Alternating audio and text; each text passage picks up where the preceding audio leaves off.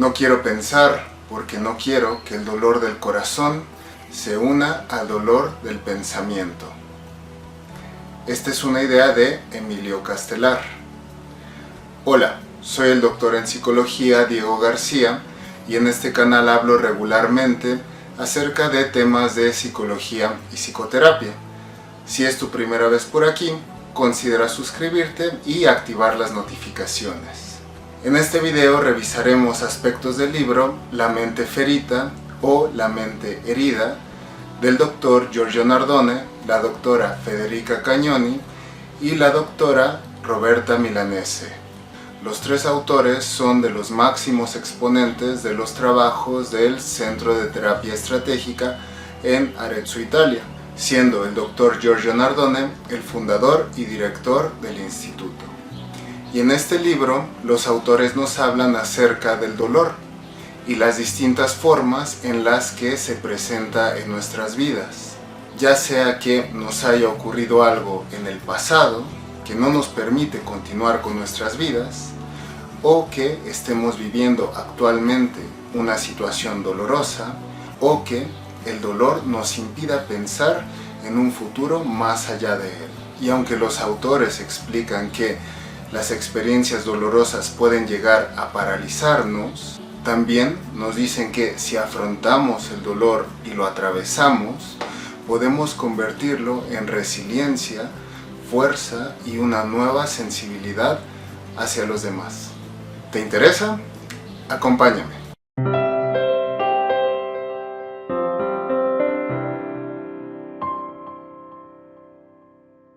Es importante aclarar que, aunque yo soy afiliado oficial y colaborador del Dr. Giorgio Nardone en México, este proyecto debe considerarse como un trabajo individual en el que únicamente expongo mis opiniones e interpretaciones acerca de los textos, ya sea del Dr. Nardone o de algunos otros autores, teniendo como objetivo la difusión y profundización del conocimiento.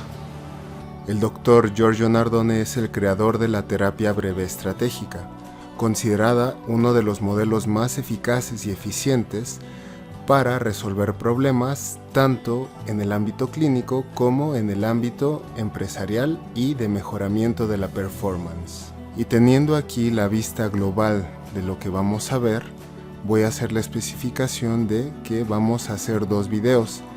En este primer video vamos a revisar esta primera parte del esquema que se refiere a las definiciones principales y características referentes al dolor, que es el tema central.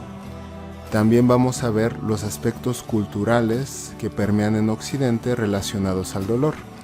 En el siguiente video vamos a revisar esta otra parte del esquema en donde veremos la temporalidad, es decir, cómo es que se presenta el dolor, ya sea en el pasado, en el presente o hacia el futuro.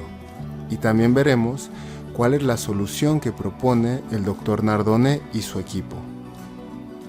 Empezamos parafraseando a los autores, que explican que en Occidente se dice que ya no hay héroes, sino incapaces que sueñan con ser héroes. Esto ocurre porque no han cultivado la confianza en sus propios recursos, que solo puede darse a través de superar retos que en ocasiones son dolorosos. Los autores explican que vivimos en la época de los analgésicos, es decir, evitamos y tenemos miedo del dolor. Lo vemos como opuesto al placer y por lo tanto como algo negativo de lo que debemos escapar y que debemos negar si lo llegamos a sentir. Y en esta desesperada y frenética lucha por no sentir dolor, tenemos los casos de quienes, por ejemplo, renuncian a vivir o permanecen con una pareja que los maltrata porque tienen miedo de sentir el dolor de la separación, o quienes se ocupan para no pensar en su dolor, tratan de distraerse o de evadirse, durmiendo o consumiendo fármacos. Pero como todos hemos experimentado, esto nos lleva a un proceso paradójico, en el que más tratamos de no pensar o de no sentir el dolor, y este se vuelve más presente. Y si este patrón continúa, puede cristalizarse hasta volverse un problema grave o una psicopatología. Aquí cabe hacer una aclaración. Como menciona la maestra Liliana Velarde Manzano, el dolor en sí no es malo. El dolor cumple una función muy importante para la vida. Es como una alarma que nos avisa cuando estamos lastimados y nos dice que tenemos que atender la herida. A nivel fisiológico, por ejemplo, si no sintiéramos dolor, podríamos pisar un vidrio y no darnos cuenta hasta que la herida ya se complicó y es muy difícil o incluso imposible de atender.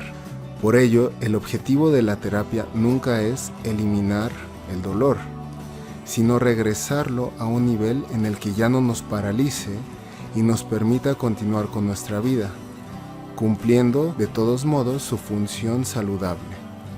Regresando al libro en cuestión, los autores nos explican que quienes son capaces de superar el dolor descubren una nueva sensibilidad, determinación, resiliencia, fuerza y una mayor capacidad de adaptación.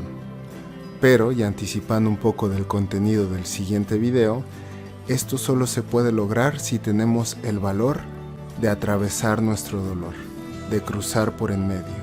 Y esto se lleva a cabo mediante protocolos específicos que deben ser adaptados a la situación y persona que llega a psicoterapia, pues, aunque la eficacia y eficiencia de las tareas y protocolos está comprobada, el terapeuta debe ser muy hábil a nivel estratégico, comunicativo y relacional para guiar a la persona a seguir las indicaciones y para gestionar los cambios producidos por las mismas. Así que creo que es un muy buen momento para aclarar que estas explicaciones no son sustituto de una adecuada y profesional psicoterapia en caso de ser necesario.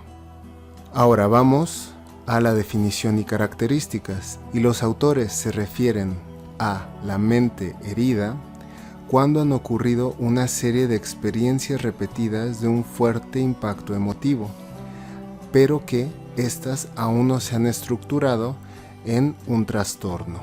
Explican que en este caso el tratamiento es preventivo. Y ahora pasamos a el protagonista de este libro, que es el dolor, y cómo usualmente está asociado a la pérdida.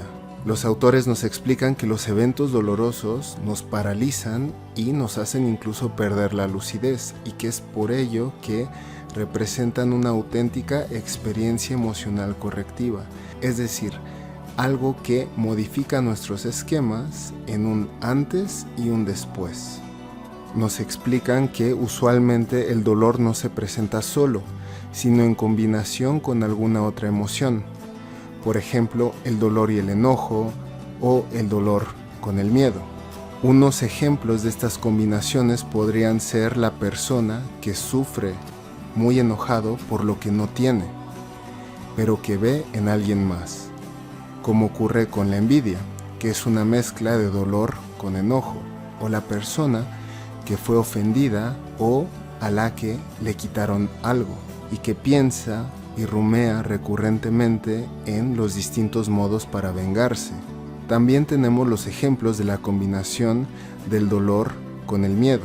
Y aquí es muy importante distinguir entre la angustia y la ansiedad. La ansiedad es la respuesta fisiológica ante un estímulo que nos causa miedo y se traduce en una activación física, es decir, me prepara para escapar o defenderme.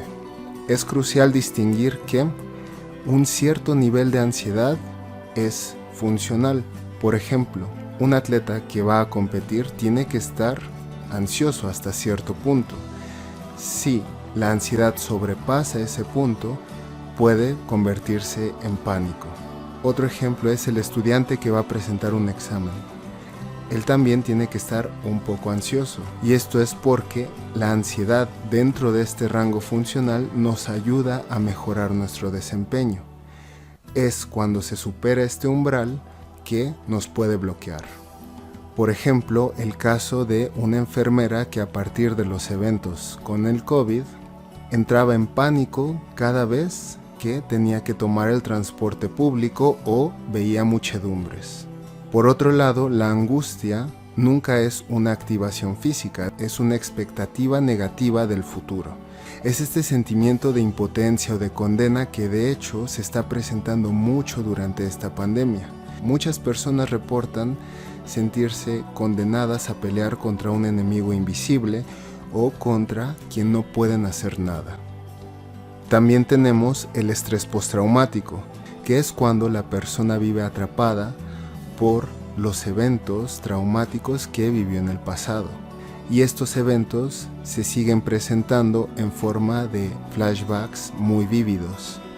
Por ejemplo, se cita el caso de una mujer que encuentra fallecido a su esposo en la sala.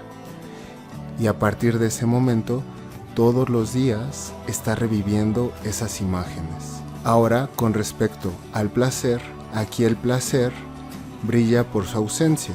Muchas personas que han vivido algún evento traumático entran en una especie de anestesia emotiva.